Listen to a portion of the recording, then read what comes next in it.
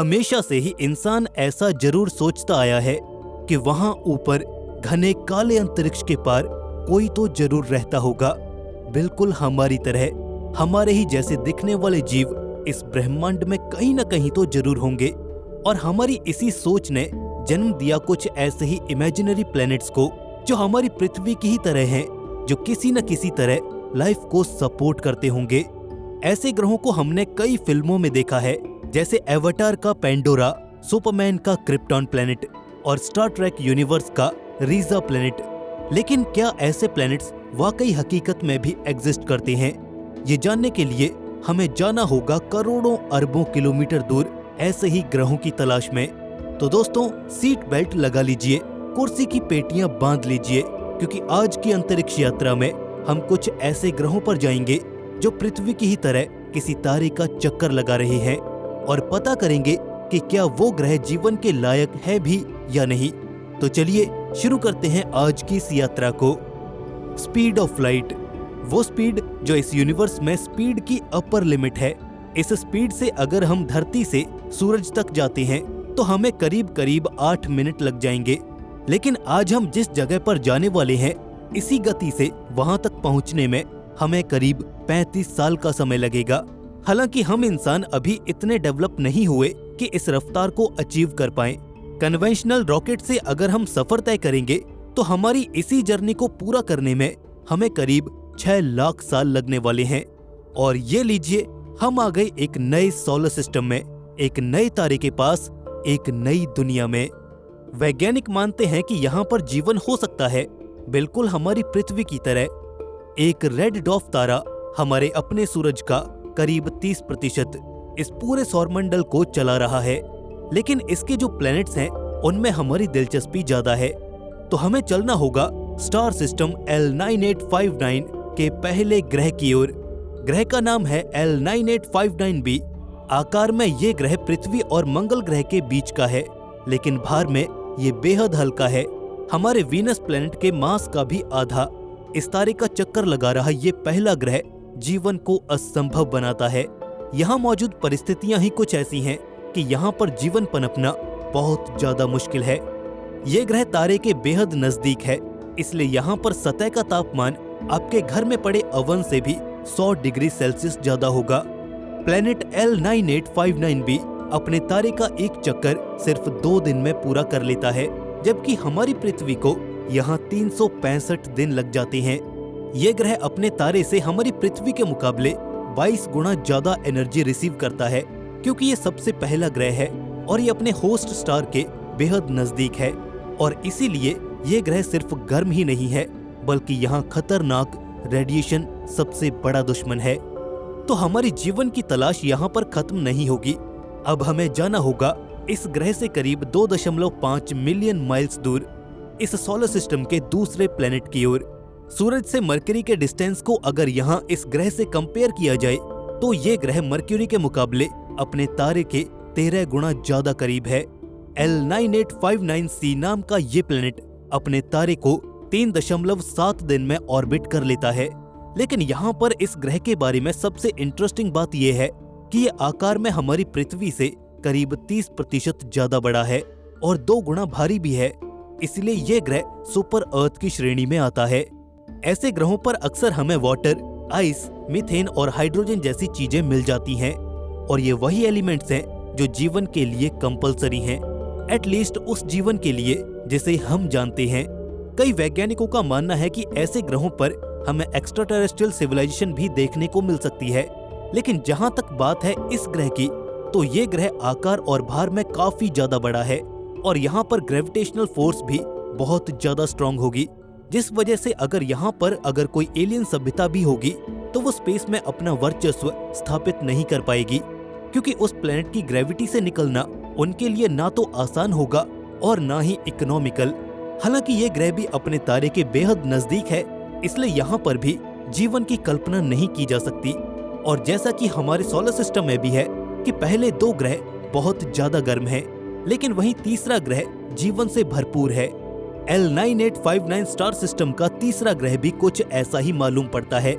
ये प्लैनेट है L9859d।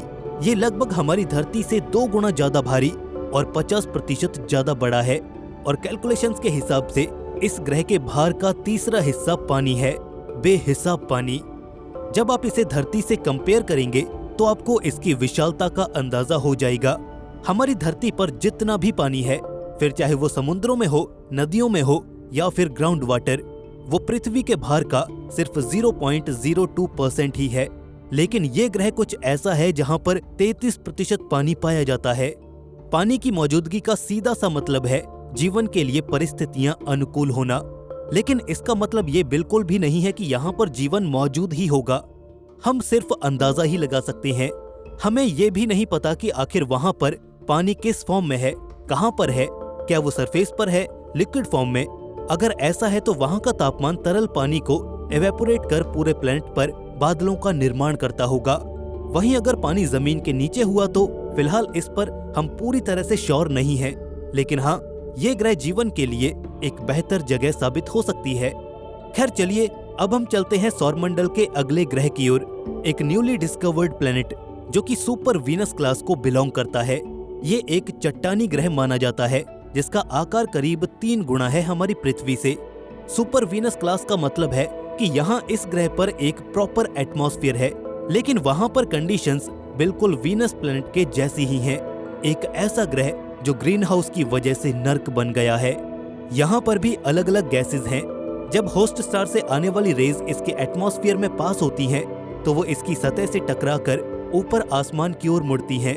लेकिन वहाँ पर मौजूद डेंस ग्रीन हाउस गैसेज ऐसा नहीं होने देती, जिससे ये ग्रह गर्म और गर्म होता चला जा रहा है। और यही वो ग्रीन हाउस इफेक्ट है जिससे हम अपनी धरती को भी बचाना चाहते हैं। ग्रीन हाउस इफेक्ट के अलावा ये ग्रह एक और बड़ी मुसीबत झेलता है। तारे से निकलने वाली स्टेलर विंड्स इसके अपर एटमॉस्फेयर में मौजूद वाटर मॉलिक्यूल्स को स्पेस में उड़ाकर ले जाती हैं। ऐसे नर्क जैसे ग्रह पर तो जीवन की कल्पना करना भी मुश्किल है। खैर, अभी तक हमने इस सोलर सिस्टम के जितने भी प्लैनेट्स देखे वो हैबिटेबल जोन से बाहर थे। लेकिन जीवन के लिए हमें ढूंढना होगा एक ऐसा स्वीट स्पॉट जो ना तो ज्यादा दूर हो और ना ज्यादा पास। वहां का तापमान ना तो ज्यादा ठंडा हो और ना ज्यादा गर्म। लेकिन इस सोलर सिस्टम के पहले 4 ग्रह L9859b, C, D और E अपने होस्ट स्टार से काफी ज्यादा नजदीक हैं। लेकिन यहाँ इसी सोलर सिस्टम में एक हाइपोथेटिकल प्लैनेट भी एग्जिस्ट करता है जो इसी स्वीट स्पॉट पर है, जिसकी बात हम कुछ देर पहले कर रहे थे। ये प्लैनेट एक सुपर अर्थ कैंडिडेट है, हमारी धरती से करीब 2.5 गुना ज्यादा भारी। ये ग्रह वैज्ञानिकों के लिए एक नई उम्मीद बन गया है। उम्मीद ये भी है कि ये कोई चट्टानी ग्रह होगा, बाकी सभी प्लैनेट्स की ही तरह। इस प्लैनेट F पर कुछ इस तरह का एटमॉस्फेयर, टेम्परेचर और स्टेबल कंडीशंस होंगी कि यहाँ पर पानी तरल अवस्था में पाया जा सकता होगा। ये ग्रह अपने तारे को कुछ 23 दिनों में ऑर्बिट कर लेता है, यानी कि इस ग्रह पर एक साल में सिर्फ 23 दिन ही होते हैं। लेकिन आज भी इस प्लैनेट की एग्जिस्टेंस को लेकर वैज्ञानिक एक मत नहीं हो पाए हैं, क्योंकि इस ग्रह के कोई डायरेक्ट एविडेंस हमारे पास मौजूद नहीं है। बाकी सारे ग्रहों को ट्रांजिट मेथड से खोजा गया है, लेकिन इसके सबूत हमें अभी तक नहीं मिले हैं। ट्रांजिट मेथड ये एक ऐसा मेथड है जैसे कि कोई ग्रह सूर्य के सामने से गुजरता है तो उस तारे की रोशनी हमें कम मालूम पड़ती है। उस ब्राइटनेस चेंज को हम माप कर ग्रह होने की पुष्टि कर सकते हैं। हमारे सोलर सिस्टम में मर्क्यूरी और वीनस भी ट्रांजिट शो करते हैं। सेम इसी मेथड का यूज करके वैज्ञानिकों ने हाल ही में 29 पोटेंशियल हैबिटेबल प्लैनेट्स को खोज निकाला है। 100 लाइट ईयर्स के दायरे में करीब 1715 ऐसे तारों को खोजा है जो ट्रांजिट मेथड के लिए एकदम परफेक्ट हैं, और इन्हीं तारों के इर्द गिर्द करीब 29 प्लैनेट्स हैबिटेबल जोन में हैं। तो क्या सच में वहां पर लाइफ या कोई इंटेलिजेंट लाइफ फॉर्म मौजूद हो सकती है, कोई एक्स्ट्रा टेरेस्ट्रियल सिविलाइजेशन? अगर हाँ, तो उन्होंने भी हमारी तरफ टेलीस्कोप करके हमें खोजना शुरू कर दिया होगा। करीब 5000 सालों के ऑब्जर्वेशन के बाद वो ये समझ पाएंगे कि हमारी सिविलाइजेशन ने कैसे पृथ्वी पर ग्रो किया था, कैसे यहाँ पर जीवन इवॉल्व हुआ और कैसे इंसान इतना बड़ा बन गया।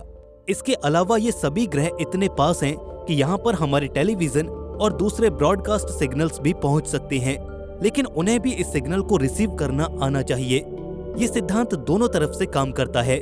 रेडियो सिग्नल्स भी स्पेस में लाइट की स्पीड से ही ट्रेवल करते हैं, और हमने करीब 100 साल पहले इस टेक्निक को मास्टर किया था।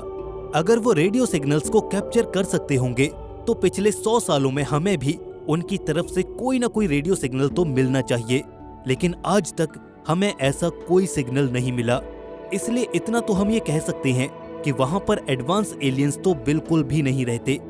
L9859 जैसे स्टार सिस्टम की खोज हमारे लिए बहुत महत्वपूर्ण है, क्योंकि हम खुद अपने सोलर सिस्टम के बाहर लाइफ को खोज रहे हैं और सुपर अर्थ क्लास के प्लैनेट्स लाइफ के ओरिजिन के लिए एक परफेक्ट प्लेस हो सकते हैं, यहाँ तक कि हमारी खुद की पृथ्वी से भी परफेक्ट। और ऐसे प्लैनेट्स को हम सुपर हैबिटेबल प्लैनेट्स के नाम से जानते हैं। तो कुछ वैज्ञानिक मानते हैं कि पृथ्वी हमारे रहने के लिए एक अच्छी जगह है, लेकिन ये बेस्ट नहीं है। सुपर हैबिटेबल प्लैनेट्स जो कि धरती से करीब 30% ज्यादा बड़े होंगे और करीब 2 गुने भारी होंगे, वो एक स्ट्रॉन्ग ग्रेविटी जनरेट करेंगे, जिससे वहां का एटमॉस्फेयर डेंस होगा, ऑक्सीजन और वाटर हमें लिक्विड फॉर्म में देखने को मिल जाएंगे। वहां का तापमान जीवन को सपोर्ट करने के लिए होगा। ऐसा भी संभव है कि उस प्लेनेट पर पृथ्वी से ज्यादा समुद्र मौजूद हों, जिससे लाइफ को पनपने का एक प्रॉपर टाइम मिल जाता है। यहाँ पर जीवन के लिए सिर्फ प्लैनेट्स ही इम्पोर्टेंट नहीं है, बल्कि होस्ट स्टार भी उतना ही इम्पोर्टेंट हो जाता है। L9859 स्टार सिस्टम का होस्ट स्टार हमारे सूर्य से छोटा है। बड़े तारे आकार में बड़े तो होते हैं, लेकिन उनका जीवन काल बहुत छोटा होता है, क्योंकि बड़े तारे बड़ी तेजी से अपना ईंधन खर्च करते हैं। एग्जाम्पल के लिए हमारे खुद के तारे का लाइफ स्पैन 10 अरब साल है और ये 5 अरब साल की जिंदगी ऑलरेडी जी चुका है, यानी कि अब मानव सभ्यता के पास कुल 5 अरब साल ही बचे हैं इस सोलर सिस्टम को छोड़ने के लिए। लेकिन एक रेड ड्वार्फ स्टार जो कि हमारे सूर्य से छोटा होता है, वो करीब 30 अरब साल तक जीता है। तो इन छोटे तारों के नजदीक जीवन को पनपने और ग्रो होने का एक प्रॉपर टाइम मिल जाता है, जिसमें वो खुद को तो ग्रो करते ही हैं और एडवांस बनते हैं, जिससे कि उस तारे के मरने से पहले वो वहां से पलायन कर सकें। वैज्ञानिकों ने अभी तक 24 सुपर हैबिटेबल प्लैनेट्स को खोजा है, लेकिन इसका मतलब ये नहीं कि वहां पर भी जीवन सच में मौजूद होगा। कुछ वैज्ञानिक मानते हैं कि हमारी गैलेक्सी में हमारे अलावा 36 एलियन सिविलाइजेशन मौजूद हैं। वैज्ञानिकों ने इन्हें खोजने की कोशिश तो की है इन्हीं तारों के बीच, लेकिन उन्हें खोजा कैसे जाए?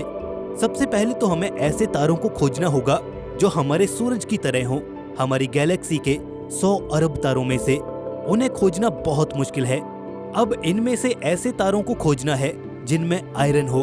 ऐसे तारे एकदम परफेक्ट टेम्परेचर क्रिएट करते हैं और इनके इर्द गिर्द चक्कर लगा रहे प्लैनेट्स को भी आयरन कोर मिल जाती है, जैसे कि हमारी धरती के पास है।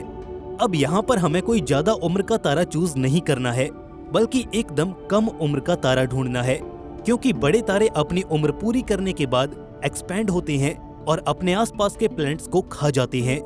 कम उम्र के तारों के पास एलियंस को इवॉल्व होने और एडवांस बनने का इनफ टाइम मिल जाता है, और इस प्रोसेस के बाद जो भी स्टार्स होंगे उनके हैबिटेबल जोन के प्लैनेट्स में हमें ये एलियन सिविलाइजेशन जरूर से देखने को मिल जाएगी। लेकिन आज भी हम ये नहीं जानते कि क्या इन एलियन से हम संपर्क बना भी पाएंगे या नहीं। लेकिन अगर ये एलियन सभ्यताएं गैलेक्सी के सेंटर में रहती हैं, तो वहाँ वो किस प्रकार रहती होंगी? हमने इस पर एक डिटेल्ड वीडियो बनाया है, तो आप उस वीडियो को भी जरूर से चेकआउट कीजिएगा। बाकी इस सोलर सिस्टम पर आपके क्या विचार हैं, हमें कमेंट सेक्शन में जरूर से बताइएगा। दोस्तों, आपको ये यात्रा कैसी लगी? अगर आपको वीडियो पसंद आया तो अपने दोस्तों में शेयर जरूर कीजिए और वीडियो को भी लाइक जरूर से कर दीजिए। दोस्तों, ऐसी और वीडियोस के लिए हमारे चैनल को सब्सक्राइब करके बेल नोटिफिकेशन इनेबल जरूर कर लीजिए। दोस्तों, जल्द मिलेंगे ऐसे ही एक और नए इन्फॉर्मेटिव वीडियो के साथ। तब तक के लिए स्टे क्यूरियस, बी हैप्पी। नमस्कार।